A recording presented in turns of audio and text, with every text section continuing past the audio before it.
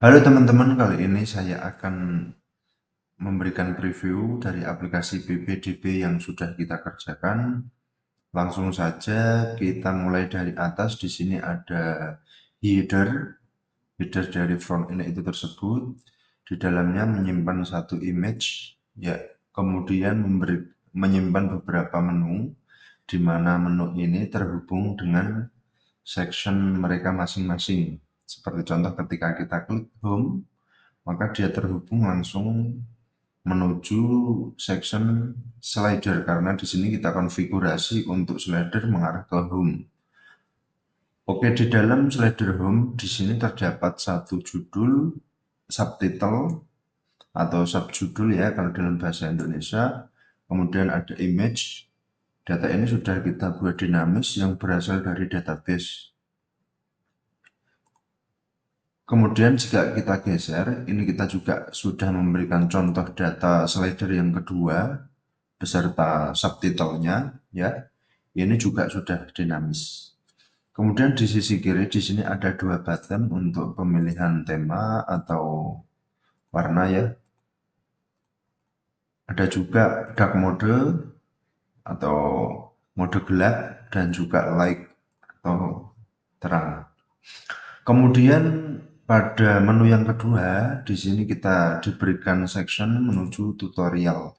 Tutorial ini berisi sebuah video dan juga thumbnail image dari video tersebut yang ditampilkan untuk memberikan gambaran informasi bagaimana cara mendaftar melalui sistem PPDB ini.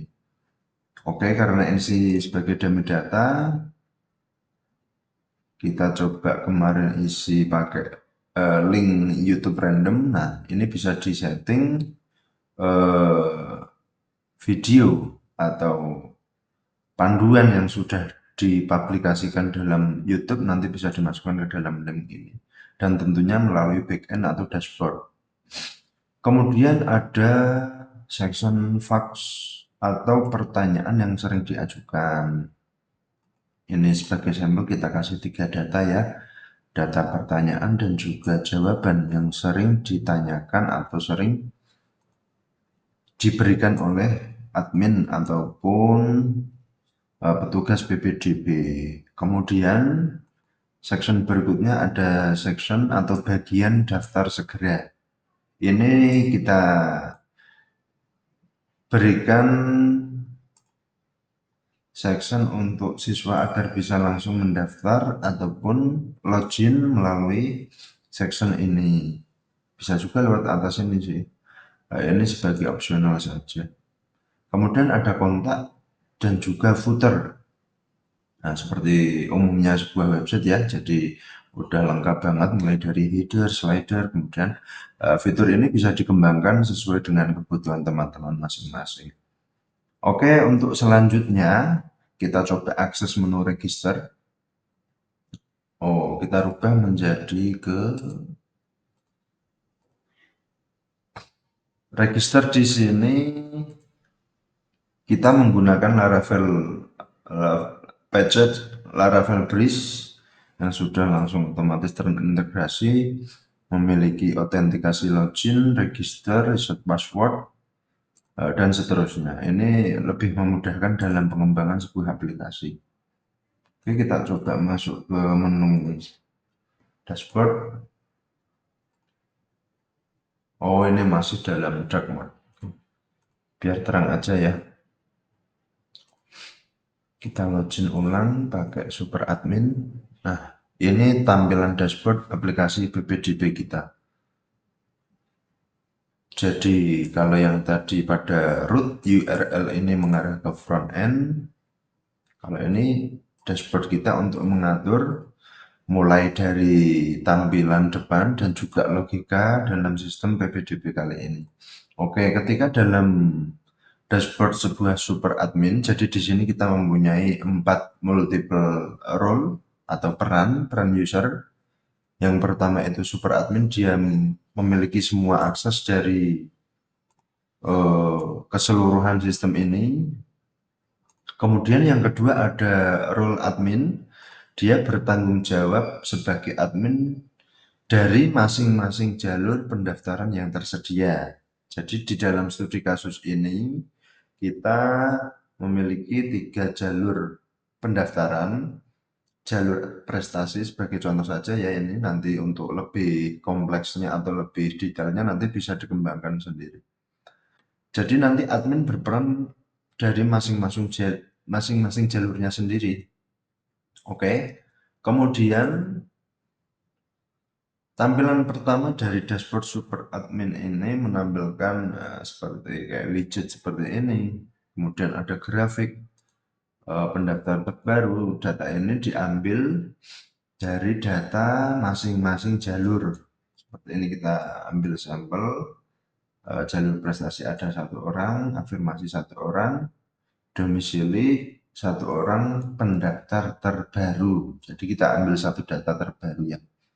Kemudian di bawahnya ada widget yang menampilkan juga icon, ada jalur prestasi, afirmasi, jalur domisili. Ini keseluruhan siswa yang sudah mendaftar dari masing-masing jalur tersebut. Baik, kemudian di atas ini ada kustomisasi atau tampilan yang bisa menjadi gelap ataupun full screen. Di dalam drop-down sini ada 2 button, ada account dan juga logout. Kalau account di sini kita setting dengan kondisi jika dia yang login adalah super admin, admin atau seorang pemeriksa, maka button account ini akan disable karena semua tanggung jawab dari admin ataupun pemeriksa itu di bawah super admin. Kemudian pada menu berikutnya ada master data, di dalamnya ada konfigurasi data sekolah, ya, data nama sekolah, alamat sekolah, koordinat latitude dan longitude, ini kita simpan untuk sebagai acuan data mengukur jarak yang nantinya akan digunakan di dalam jalur domisili. Jadi data ini menjadi patokan titik antara jarak sekolah dengan jarak siswa, nanti jadi lebih mudah untuk perhitungan di jalur domisili. Ini nanti akan ditampilkan di dalam halaman register nama sekolah ini ya. Kemudian selanjutnya ada data petugas. Ini akun yang sedang kita loginkan ini super admin. Dia tidak memiliki sekolah tapi bisa membuka seluruh data. Kemudian ada sampel data yang kedua yakni admin. Dia sebagai admin pada jalur prestasi di sekolah 1 Maju Jaya. Jadi nanti ada bisa kita tambah juga admin afirmasi gitu misalnya, admin domisili. Jadi pengelompokan data itu lebih enak dan lebih efisien dalam verifikasi berkas atau penentuan kelulusan siswa, itu jadi lebih mudah dan terorganisir begitu. Selanjutnya di sini ada role pemeriksa juga, jadi tugasnya dia nanti hanya sebagai pemeriksa berkas mulai dari SKL, KK, ijazah, surat tanda lulus atau apapun sebagainya itu diperiksa oleh role atau user dengan permission pemeriksa. Ini juga ada 3 jalur ya. Di sini ada pemeriksa afirmasi, prestasi, domisili. Kemudian ada berikutnya ini data fak ini yang kita tampilkan di halaman depan tadi ya. Yang ini. Kapan waktu pendaftaran PPDB dibuka? Nah, ini misalkan kita ubah nih. Kasih tanda tanya lagi. Jika kita reload di dalam sini maka akan berubah. Jadi udah dinamis. Next. Ada slider yang sudah kita jelaskan tadi. Ini dia slider 1 misalkan kita ubah ya juga nanti otomatis akan berubah. Edit ya gitu. Ini berlaku untuk timelines. Timeline ini lebih ke seperti kayak gambaran kapan sih pendaftaran dibuka, kapan pendaftaran ditutup, gitu seperti itu. Nanti informasi ini akan tampil di halaman dashboard siswa. Oke, kita coba kasih data aja ya nanti biar ada tampilannya. Pendaftaran sudah dibuka. Simpan. Kemudian data video yang sudah kita singgung tadi di halaman front end. Maaf ya teman-teman agak belepotan ini bahasanya. Di sini ya. Ini bisa teman-teman ubah URL-nya, judul videonya, cara mendaftar, ini tampilannya, deskripsinya ini tampil di sini, kemudian image-nya ini, dan ini URL video yang akan ditampilkan. Sebagai contoh saya kasih random aja ya. Yang penting sudah menampilkan itu video bekerja atau bisa di play. Kemudian berikutnya ada data setting di sini sebagai pengaturan general dari aplikasi kita, mulai dari footer, alamat, email, nomor telepon, logo atau footer, header, dan juga kita juga melakukan dinamisasi gambar login dan juga register ya, jadi bisa diatur semua lewat data setting ini. Berikutnya ada satu menu yang sangat menarik. Di sini ada menu jalur pendaftaran, seperti contoh seperti yang sudah kita sebutkan di awal tadi. Sebagai contoh kita membuat 3 jalur prestasi, afirmasi, dan domisili. Nah, masing-masing jalur ini kita bisa custom kapan tanggal mulai dan juga tanggal selesai. Jika tanggal mulai belum atau belum memasuki pada tanggal sekarang, maka menu jalur prestasi ini tidak akan tampil di dalam dashboard siswa. Begitu juga ketika tanggal selesai sudah melewati dengan hari ini, maka menu ini tidak akan aktif atau tidak bisa digunakan registrasi untuk siswa. Jadi lebih fleksibel gitu. Bisa meminimalisir satu siswa mendaftar ke 3 atau lebih dari satu jalur. Oke, mungkin bisa next. Kemudian di sini ada menu reset password. Jadi, misal ada siswa yang kesusahan atau kesulitan dalam mau login ke dalam dashboardnya, kita bisa melakukan reset di sini berdasarkan nama siswa, misalkan Fatimah. Nah, ini kita bisa bantu reset. Maka di reset menjadi reset 123. Oke, Fatimah menjadi reset 123 atau bisa multiple delete, penghapusan data lebih dari satu. Kemudian di sini ada jalur prestasi, ada afirmasi, dan juga domisili.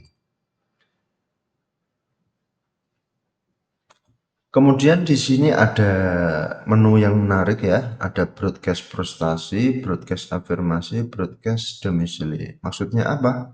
Jadi semua siswa yang sudah dinyatakan lulus dari masing-masing jalur, ini kita bisa mengirim pesan yang menunjukkan bahwa siswa yang bersangkutan itu dinyatakan lulus dan diterima di sekolahan yang dituju. Begitu. Jadi tidak mendapatkan info di dalam website sini, melainkan langsung menuju nomor WhatsApp masing-masing. Ini contoh yang sudah kita coba kemarin ya. Statusnya send yang berarti terkirim pada tanggal 3 bulan 7 2025. Ini di jalur afirmasi. Itu pun juga berlaku di dalam broadcast yang siswa tidak lulus. Jadi ada siswa yang tidak lulus di prestasi juga kita bisa broadcast. Begitu. Mungkin itu untuk menu di role super admin. Kita akan menengok di user dengan role admin.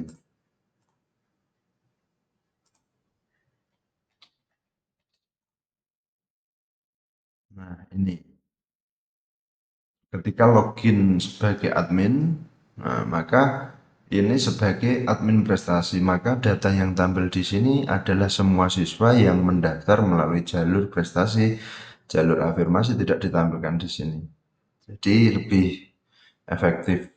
Di sini ada juga tampilan statistik ya.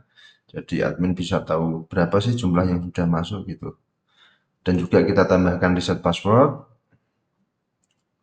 kemudian bisa broadcast juga, tapi berdasarkan masing-masing jalur ya. Kalau di dalam mana tadi di super admin kita bisa global, dalam arti bisa afirmasi, prestasi, domisili. Kalau di dalam admin ini lebih spesifik dari role yang diberikan kepadanya.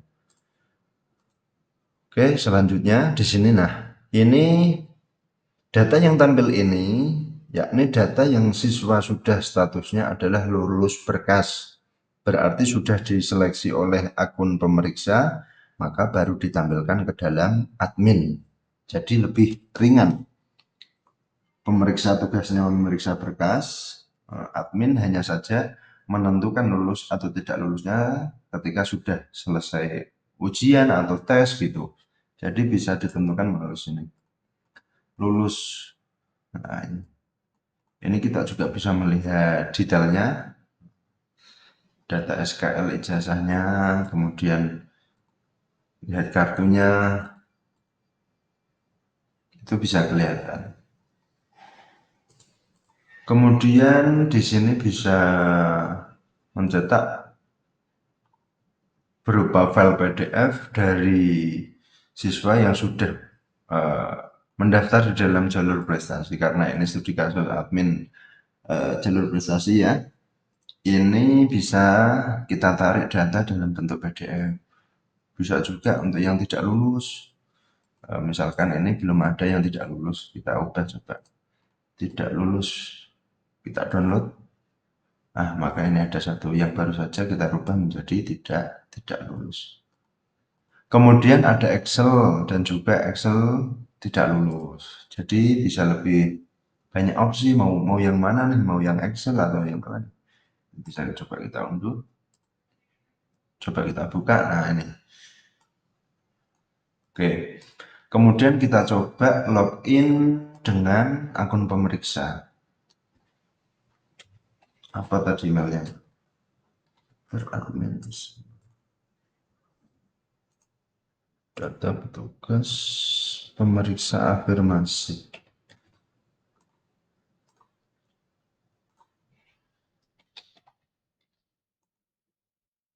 Nah, misalkan ini Fatimah afirmasi, ini statusnya belum ditentukan. Sedangkan siswa tes ini statusnya tidak lulus berkas. Kita coba, kita ubah menjadi lulus berkas, apply. Maka siswa tes nanti akan masuk di halaman admin afirmasi, sedangkan Fatimah tidak masuk di halaman admin afirmasi karena statusnya belum ditentukan. Kita coba ya di admin afirmasi.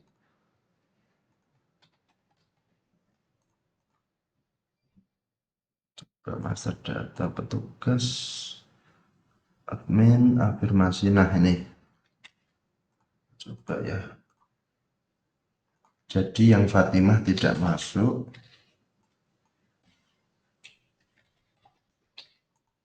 yang siswa tes masuk. Oh, pemeriksa ini bukan admin. Bentar, saya ubah dulu.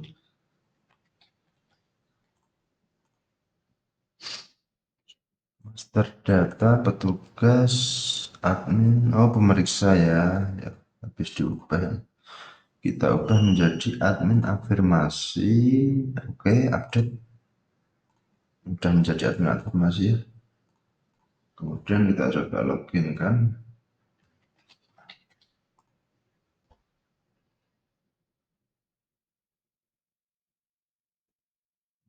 Bisa nggak?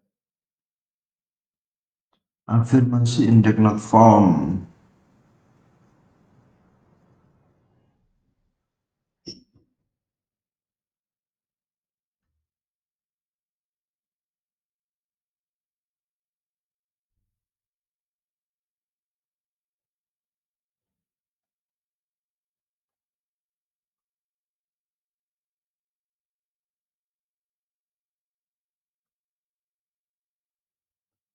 Mohon maaf tadi ada sedikit error. Nah, ini.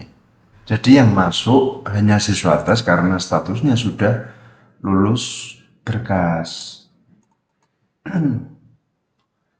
Oh, untuk fitur broadcast-nya juga sama yang prestasi tadi ya. Jadi dia spesifik lebih ke user yang sedang login itu memiliki role apa. Jika memiliki prestasi, maka di sini ditampilkan prestasi, afirmasi, dan seterusnya. Oke. Kemudian yang terakhir kita akan mencoba masuk dengan akun siswa. Karena tadi sudah direset menjadi reset 1.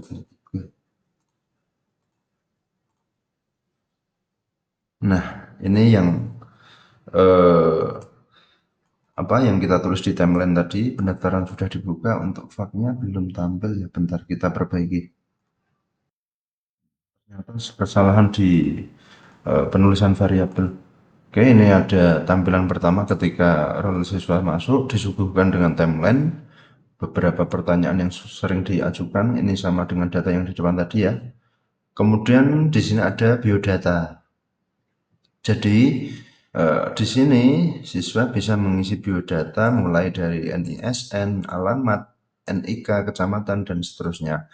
Dan juga bisa memilih sedang tinggal dengan orang tua atau wali.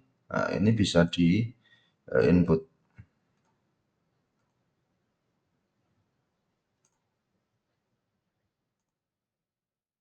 Kita coba misalkan jalur prestasi kita nonaktifkan berdasarkan tanggal ya. Jadi kita aktifkan mulai besok.